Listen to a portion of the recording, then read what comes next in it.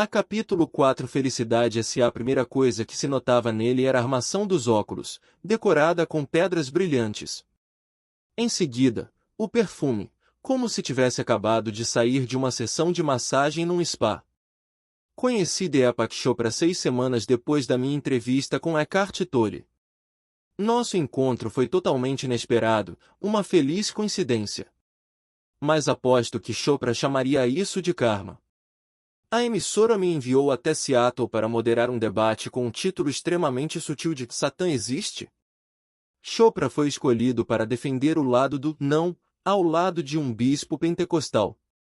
Do lado do sim estavam um pastor moderninho e uma ex-prostituta que liderava um grupo evangélico. Eu tinha uma ideia bastante vaga sobre ele. Sabia, claro, que Chopra era o guru de autoajuda mais famoso do planeta e que havia escrito dezenas de best-sellers. Para mim, ele era como o M do McDonald's ou o símbolo da Nike do mundo da espiritualidade, uma espécie de marca globalmente reconhecida. Muitas celebridades gostavam de posar ao lado dele para demonstrar que tinham profundidade. Eu também sabia que, apesar de toda sua serenidade, ele gostava de se envolver em discussões sobre política, ciência e fé. Foi essa mistura inusitada que motivou meus produtores a convidarem Chopra para aquele debate, que seria gravado dentro de uma igreja e iria ao ar no Nigline algumas semanas depois. Antes de começar o evento principal, eu deveria entrevistar os 4 participantes, instigando-os a cantar Vitória antes do tempo, como boxeadores antes de entrar no ringue. Após conversar com a ex-prostituta e os 2 pastores, encontrei Deepak numa sala nos fundos da igreja. Além dos óculos cravejados de strass, ele usava jeans, tênis vermelho vivo e um tipo de blazer que eu nunca vira antes, cinza escuro, descendo até o joelho, com gola mandarim. Ele tinha um rosto carnudo, uma pele de cor bonita, café com leite, e um tom de voz de barítono suave, com um leve sotaque indiano suficiente para lhe dar um toque exótico. Na entrevista, demonstrou que não tinha dúvidas de que venceria a discussão. Disse que Satã era apenas uma invenção de pessoas que precisavam de uma explicação mítica e irracional para justificar o mal. Quando lhe perguntei o que esperava do debate, ele garantiu: não farei nada para ofender os outros, mas preciso falar minha própria verdade. Chopra estava fazendo exatamente o que os produtores do programa desejavam, mas via ali uma oportunidade irresistível de perguntar algo que me interessava pessoalmente. Queria saber o que ele pensava de Eckhart Tolle. Comentei que ficará intrigado com a noção de ego descrita por Tolle, mas que havia me decepcionado com a falta de conselhos práticos. De imediato, Chopra criticou Tolle como escritor. Aparentemente gurus de autoajuda falam mal uns dos outros, pensei. Então perguntei se ele sabia como permanecer no momento presente, e ele disse que sim. Aliás, afirmou que estava permanentemente presente. Como a recomendação da emissora era que os repórteres produzissem mais conteúdo para o site acnews.com, achei que a conversa com Deepak sobre a noção do agora poderia resultar num bom vídeo. Assim, peguei uma pequena câmera e comecei a fazer perguntas. A sua mente nunca se distrai do presente? O senhor não se pega pensando em coisas que estão no passado ou no futuro? Não tenho qualquer arrependimento sobre o passado, disse ele, e não fico na expectativa do futuro. Eu vivo no momento. Certo. Mas e se o momento for horrível? Se você precisar muito ir ao banheiro e não encontrar nenhum por perto? E se estiver faminto e não tiver nada para comer? Nesse caso, eu me distancio da situação que envolve o momento. O momento é sempre livre. Explique isso melhor, pedi. Isso é um tipo de truque mental? Não é um truque mental. Quando você está totalmente presente em qualquer que seja a situação, sabe que ela vai passar. A única coisa que permanece é o momento. É o vórtice transformador em direção ao infinito. Pelo jeito, as pessoas que vivem no momento presente não têm medo de usar termos como vórtice transformador em direção ao infinito. Ele ainda não estava me dando exemplos específicos, então pressionei mais uma vez. Como o senhor faz isso? Enquanto conversamos aqui agora, às vezes minha mente voa e penso uau, que óculos legais ou que pergunta devo fazer depois dessa? Se você permanece no momento, tem o que se chama de ação correta espontânea, que é intuitiva, criativa, visionária e espia a mente do universo. Eu não tinha a menor ideia do que ele estava falando, mas havia chegado a hora de encerrar a entrevista e começar a gravação do debate. O técnico de som se aproximou para colocar o microfone na lapela de Chopra. Ainda acho que o senhor faz isso parecer mais fácil do que realmente é, comentei. Ele me olhou e deu de ombros, rindo, como se dissesse, o que eu posso fazer, seu idiota? Para mim é fácil, respondeu. Como eu posso ser como o senhor? Passe mais tempo comigo, disse ele. Depois aproximou-se de mim e pediu meu endereço, que dei com alguma relutância. Depois de todas aquelas palavras bonitas sobre viver o momento e espiar a mente do universo, Chopra participou do debate discutindo furiosamente, gesticulando e levantando a voz de forma nada serena. Quando não era sua vez de falar, ele se esparramava na poltrona, as pernas esticadas à frente, com um ar de tédio. Pelo menos para mim, ele não parecia estar nada presente no momento, certamente não da forma feliz que Eckhart descreveu. Ou será que estava? Talvez eu não devesse tirar conclusões precipitadas. Talvez Deepak Chopra representasse a união entre esforço apaixonado e subjugação do ego. Teria esse cara descoberto o segredo? Eu não estava otimista em relação a isso. Fiquei surpreso com o que aconteceu quando postei o vídeo da entrevista com Chopra. Primeiro, porque ele gerou tantas visitas que acabou entrando na lista dos mais vistos do site. Depois, porque recebi um e-mail de quem eu menos esperava, meu chefe. David Vestin, o presidente da Central de Jornalismo, não era o tipo de homem que eu imaginava estar à procura do vórtice transformador em direção ao infinito. Ele havia trabalhado como advogado antes de entrar na TV, e já dirigia a ABC havia mais de uma década. Em seu e-mail, disse que estava pessoalmente curioso sobre a minha conversa com o guru e sugeriu marcar uma reunião para discutirmos o assunto.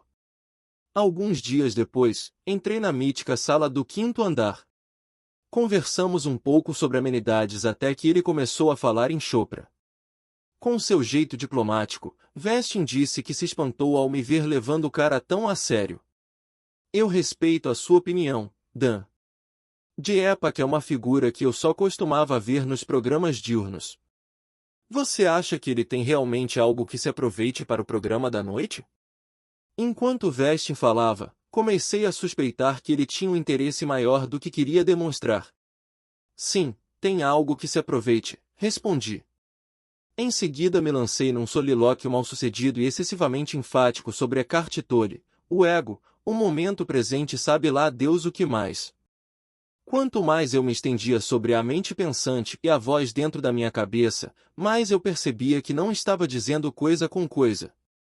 Aquela era a primeira oportunidade que eu tinha de discutir esse assunto com alguém, e de repente me dei conta de que não sabia direito do que estava falando. Isso me deixou ainda mais ansioso e foi aí que desatei a falar. Quando senti que havia perdido a atenção de Vestin, respirei fundo e concluí dizendo que ele deveria ler o livro de Tolle. No dia seguinte, voltei à sala dele e deixei o livro com a secretária. Estou parecendo com aqueles malucos que distribuem folhetos religiosos na rua, pensei. Mas eu ainda queria conversar sobre aquilo tudo com as pessoas de quem eu gostava e em quem confiava. Não queria converter os outros, precisava apenas desabafar e ouvir a opinião deles. Imaginando que seria bem mais fácil abordar o assunto com alguém que não fosse meu chefe, tentei falar com minha amiga Regina, durante um jantar. Nos últimos 10 anos, Regina e eu havíamos tido debates animados sobre tudo o que se possa imaginar, do mercado imobiliário de Nova York até minhas decisões românticas questionáveis do tempo pré-Bianca. Achei que os mecanismos do ego dariam uma ótima conversa com ela. No entanto, minutos depois que comecei a falar de Eckhart Tolle, ela me interrompeu e mudou de assunto. Sua falta de interesse foi tão feroz que compreendi que o tema que me parecia ter tanto potencial podia soar frívolo e embaraçoso. Minha segunda derrota aconteceu durante um café da manhã com a minha família, quando mencionei o nome de Tolle para meu irmão mais novo, Matt. Ele não disse nada, apenas me lançou um sorriso irônico que foi o suficiente para estourar meu balão de entusiasmo. O que tornava aquela série de fracassos especialmente frustrante era o fato de que as pessoas estavam reagindo da mesma forma como eu reagia enquanto entrevistava os fanáticos religiosos ao longo dos anos. Bianca estava levemente receptiva à minha nova área de interesse. Acima de tudo, estava esperançosa com a possibilidade de ter um futuro marido menos estressado. Mas ela também sabia que eu tinha acabado de superar uma obsessão pelo aquecimento global. Era razoável presumir que essa seria apenas mais uma de minhas fixações passageiras, só que um pouco mais excêntrica. Ou seja, eu ainda estava no mesmo patamar em que me encontrava ao final da entrevista com Tolle. Como ele não foi capaz de responder às minhas dúvidas e eu nem conseguia entender direito sua teoria, comecei a me desesperar. Então me lembrei do que Chopra tinha dito no final da nossa entrevista: passe mais tempo comigo. Poucos dias depois, ele havia mandado vários de seus livros para o meu escritório e me enviará e-mails e mensagens de texto. Naquele momento, sem muita perspectiva, acabei me rendendo. O que eu tinha a perder? Diepak vestia uma camiseta preta com lantejoulas bordadas formando o sinal da paz quando me recebeu entusiasmado na filial de Manhattan do Chopra Center. Fizemos um tour pelo local, que ficava dentro de um hotel chique e oferecia tratamentos de spa, consultas médicas, yoga e leituras astrológicas, além de uma loja que vendia incontáveis produtos com sua marca pessoal. Felícia e eu decidimos fazer o perfil de Diepak para o Old News de domingo. Não foi difícil convencê-lo a aceitar nosso convite, e logo ficou óbvio como esse homem tinha chegado à lista das celebridades mais ricas na revista Forbes, com uma renda estimada em US$ 22 milhões por ano. Sob vários aspectos, ele era uma contradição ambulante. Afirmava estar sempre vivendo no momento presente, mas caminhava pelas ruas teclando furiosamente em seu celular. Alegava viver num estado de fluxo e espontaneidade natural, mas parecia bastante concentrado em sua autopromoção mundana. Enquanto gravava um vídeo promocional de um livro, ele pediu ao câmera: vê se não me faz parecer gordo. Essas ações não eram típicas de um homem em perfeita harmonia consigo mesmo, isso era o tipo de coisa que eu fazia. Gravamos parte da entrevista numa mesa de piquenique no Central Park, onde demonstrei duvidar de sua autoproclamada serenidade. Trazendo à memória a atuação dele no debate em que o conheci, comentei: eu já vi o senhor ficar bem agitado. Sim, eu estava agitado, respondeu ele. Mas você viu alguma raiva, ressentimento ou hostilidade em mim? Não posso ler a sua mente, mas, pela sua linguagem corporal, o senhor não parecia muito satisfeito. Sem paixão, a pessoa anda como um morto-vivo, disse ele. Mesmo envolvido numa discussão acalorada, eu não estava estressado. Seria aquilo apenas um envolvimento, e não estresse? Diepak insistia em que não se estressava havia décadas. Ele me disse que, quando era um jovem médico, fumava 2 maços de cigarro por dia e bebia demais. Mas, de uma hora para outra, tudo mudou. Finalmente decidi colocar um ponto final naquela vida. Ele pediu demissão do emprego e foi trabalhar com o barbudo indiano Maharishi Mahesh Yogi, famoso por ter sido o guru oficial dos Beatles. Diepak tornou-se o braço direito do Maharishi.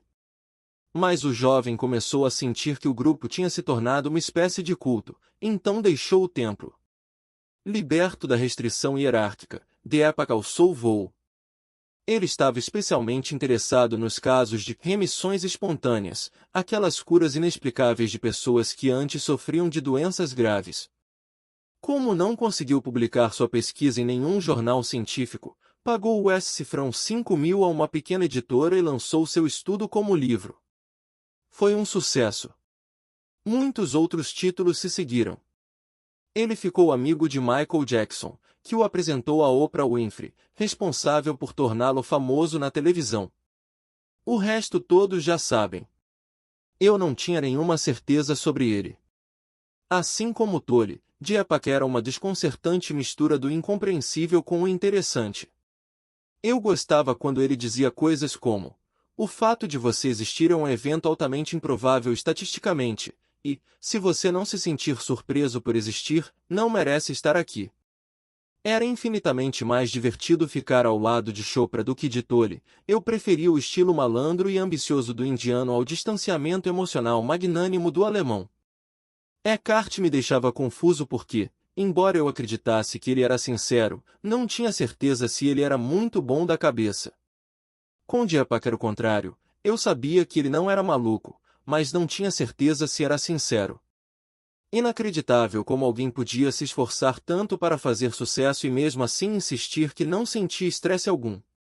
As coisas que ele me disse poderiam ter respondido às minhas dúvidas sobre derrotar o ego sem perder a paixão, mas eu não conseguia acreditar muito nele. Meu passo seguinte foi motivado por puro desespero.